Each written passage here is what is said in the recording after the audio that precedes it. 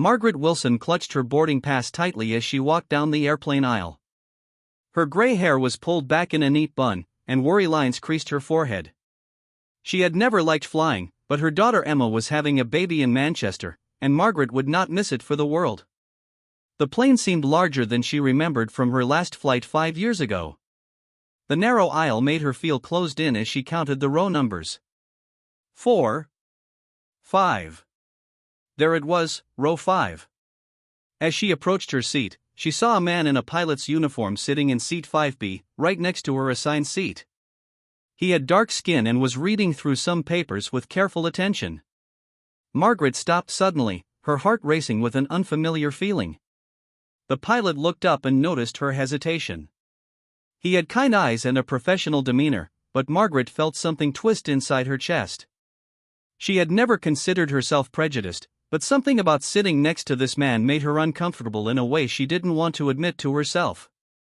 She turned to a blonde flight attendant who was helping another passenger stow luggage nearby. Her name tag read Penny. "Excuse me," Margaret whispered, making sure her voice wouldn't carry. "Could I possibly change my seat?" Penny smiled politely. "I'm sorry, but we're completely full today." "Is there a problem with your seat?" Margaret glanced at the pilot again, then back at Penny.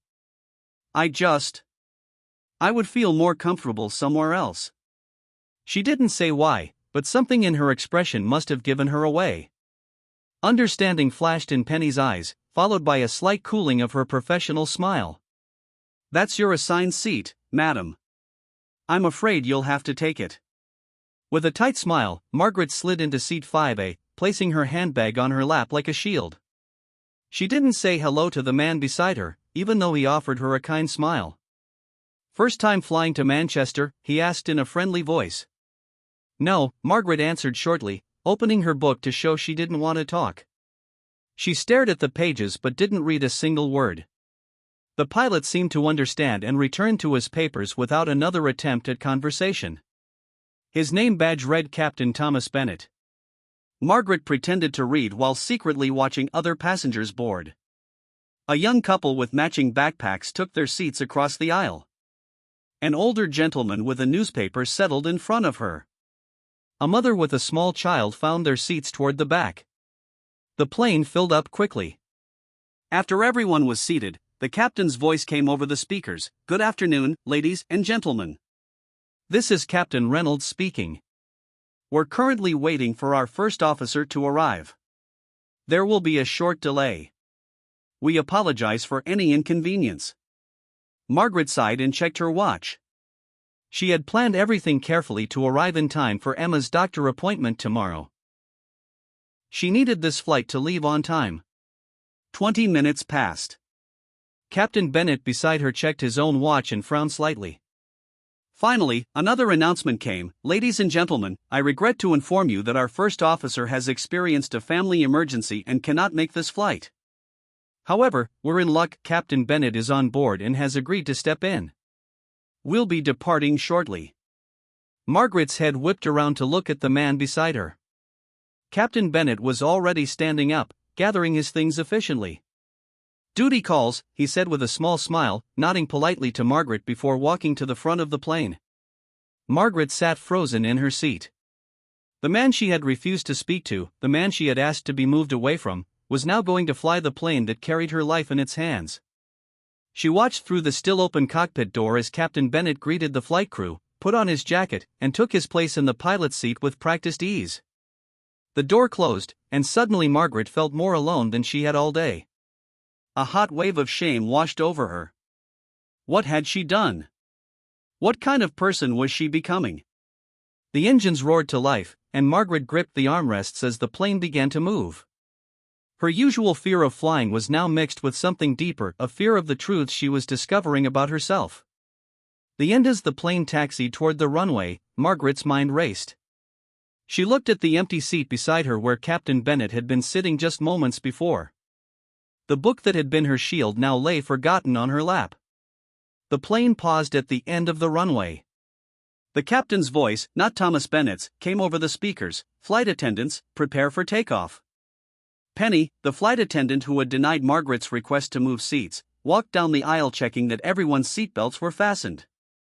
When she reached Margaret's row, their eyes met briefly. Margaret looked away first, unable to face the quiet judgment she felt in the other woman's gaze.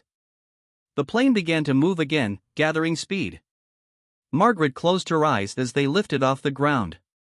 She had always hated this part of flying, the moment when gravity seemed to fail and the earth fell away beneath her. When she opened her eyes again, they were climbing through clouds. The man across the aisle, part of the young couple with matching backpacks, was holding his partner's hand. They looked so happy, so at ease with each other and the world. "Would you like a drink, madam?" Penny appeared beside her with the drink cart. "Just water, please," Margaret replied. As Penny poured the water, she glanced at the empty seat. "Captain Bennett's quite experienced, you know. 12 years with the airline. One of our best." Margaret nodded, accepting the plastic cup. "I see. He's flown through worse storms than this," Penny added, her voice casual but her meaning clear. Margaret sipped her water as Penny moved on.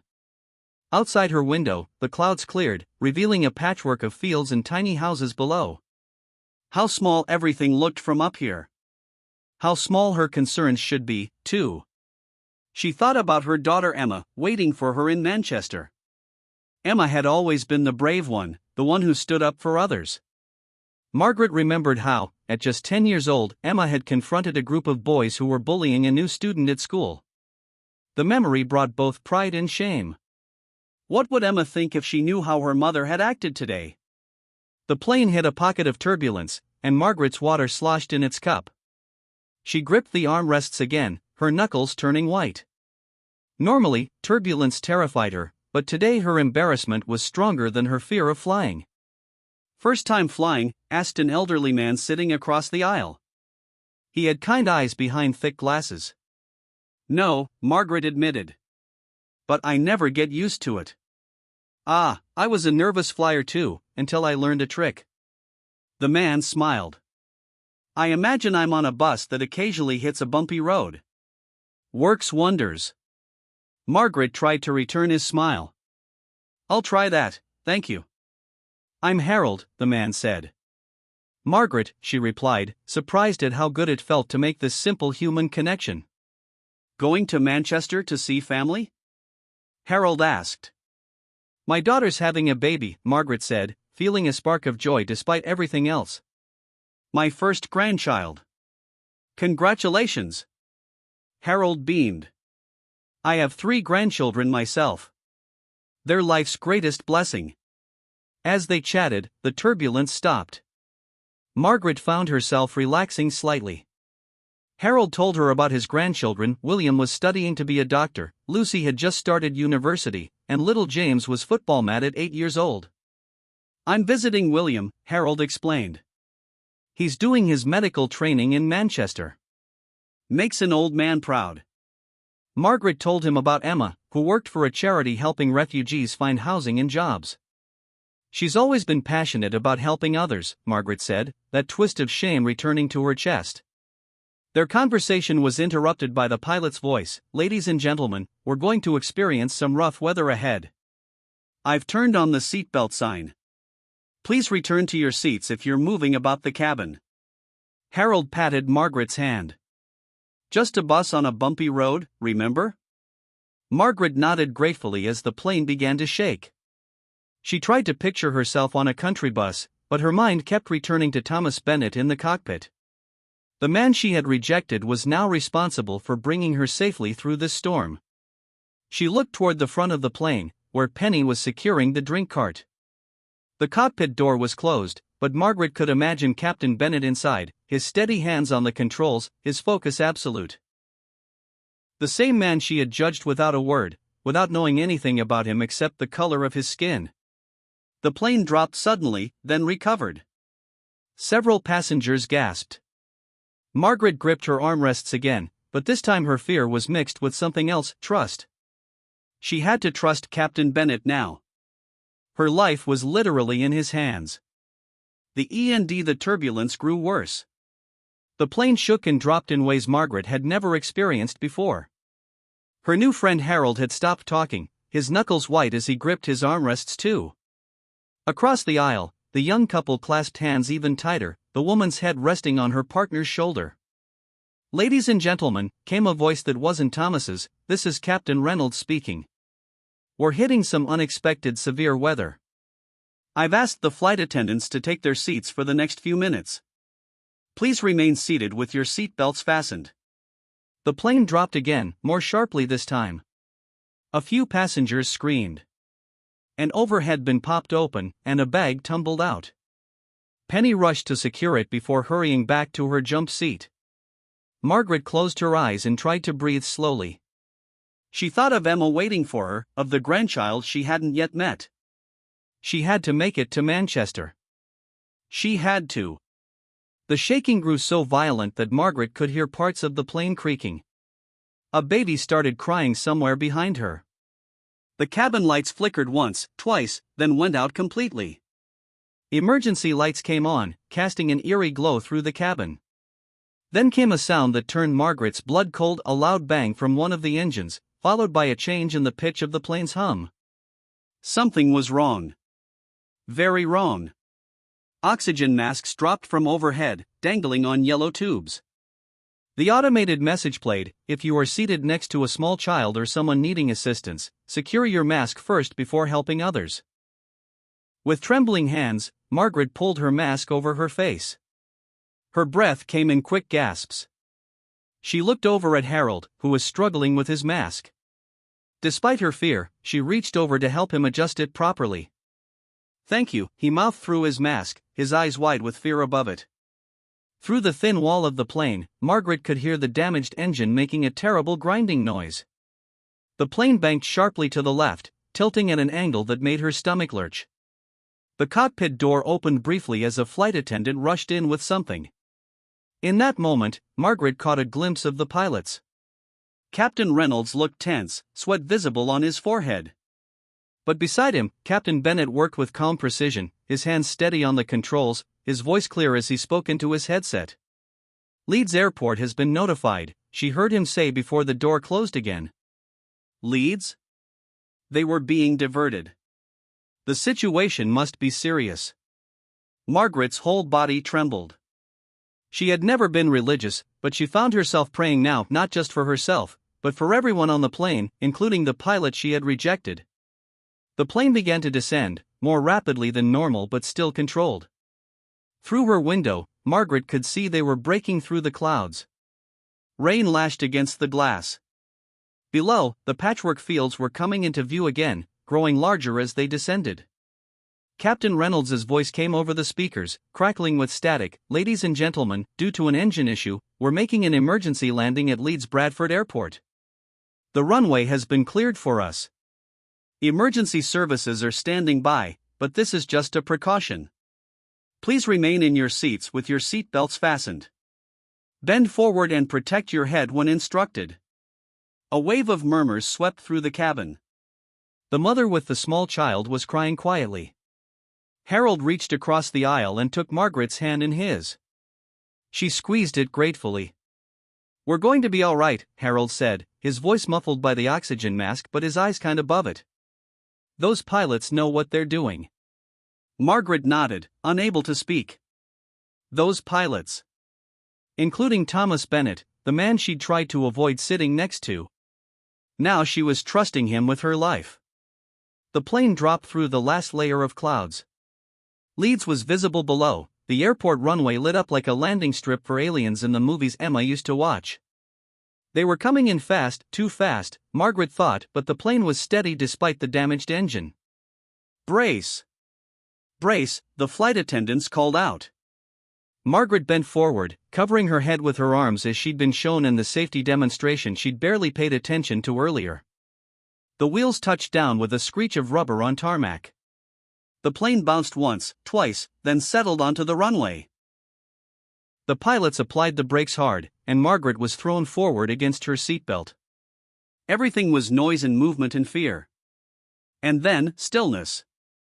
They had stopped. They were on the ground. They were alive. Around her, passengers began to clap and cheer. Some were crying with relief. Margaret straightened up slowly, her heart still pounding in her chest.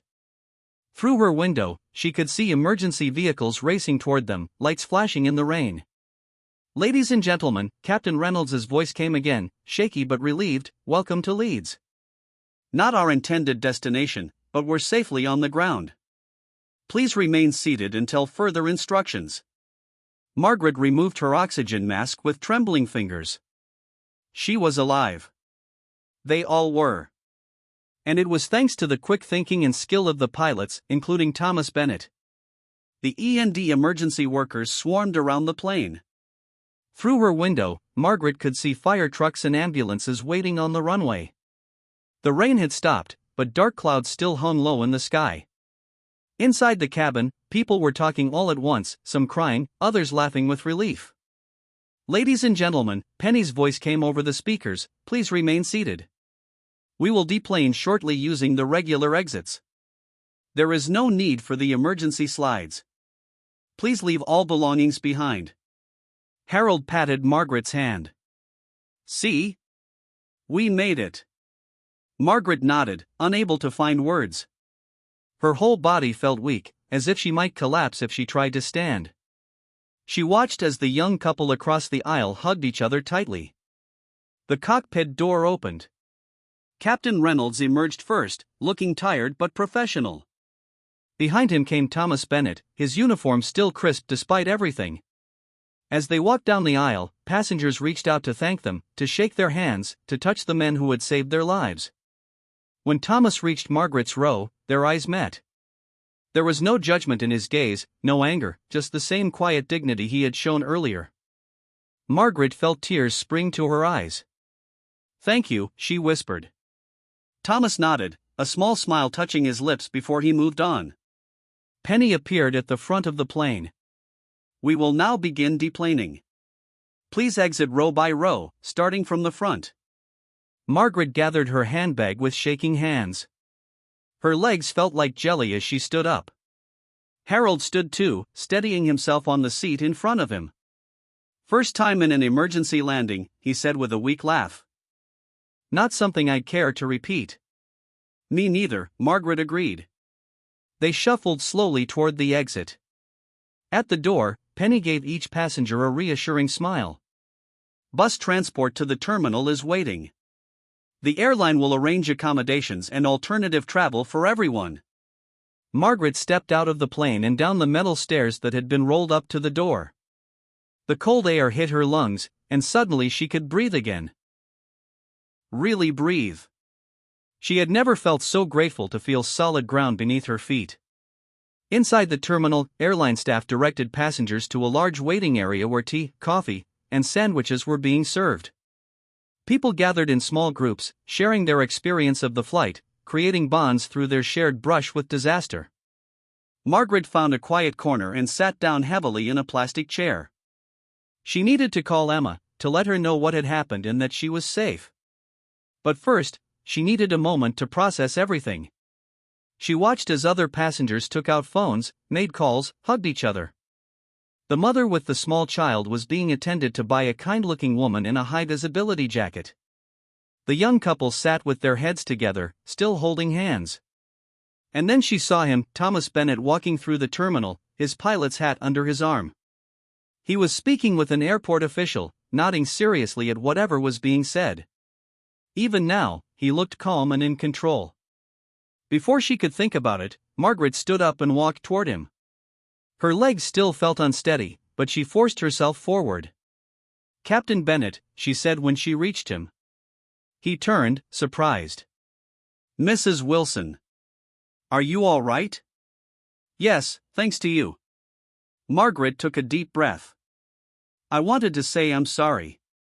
For earlier. On the plane. Before takeoff." Thomas's expression was unreadable. "Sorry? For?" Margaret struggled to find the right words. "For wanting to change my seat. For not speaking to you. It wasn't right of me." Understanding dawned in Thomas's eyes.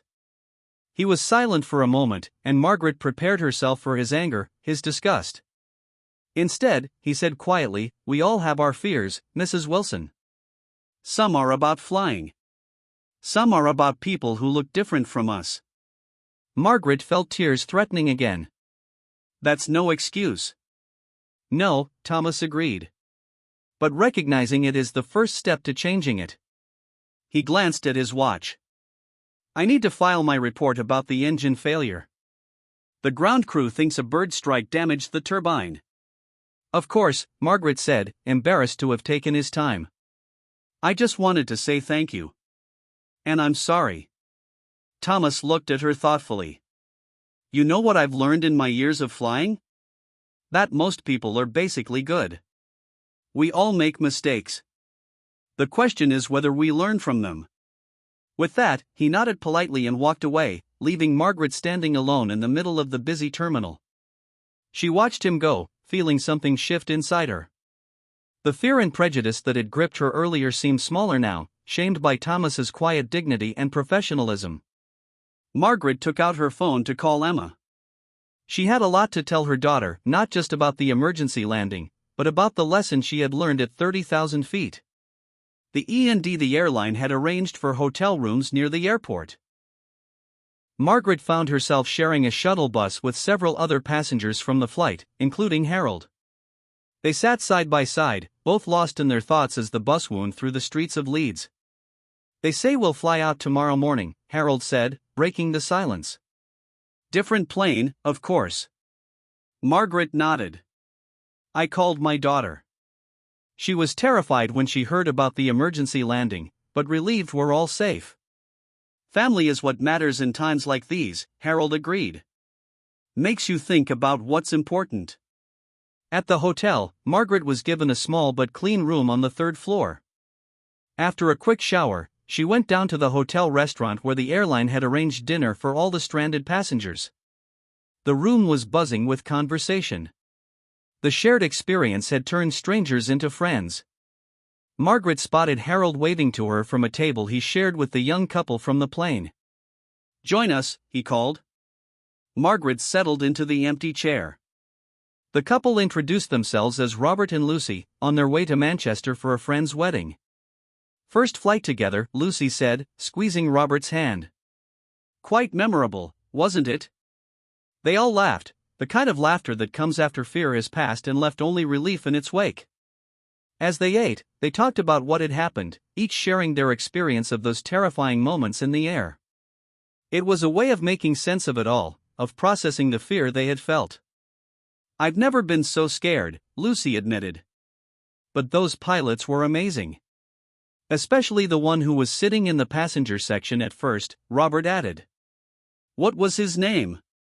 "Captain Bennett," Margaret said quietly. "Thomas Bennett." The conversation moved on, but Margaret's thoughts stayed with Thomas. She remembered their brief conversation in the terminal, his quiet dignity in the face of her prejudice. After dinner, unable to sleep despite her exhaustion, Margaret went to the hotel lobby. It was nearly empty at this late hour. She found a comfortable chair near the window and sat watching the occasional car pass by on the street outside. "Mrs. Wilson." She turned to find Thomas Bennett standing nearby. He had changed out of his uniform into casual clothes, jeans and a simple blue sweater. "Captain Bennett," she said, surprised. "I thought all the crew would be staying somewhere else." "The airline put us up here too," he explained. "May I join you?" Margaret nodded, and Thomas took the seat across from her. "Couldn't sleep?" he asked. "Too much thinking," Margaret admitted.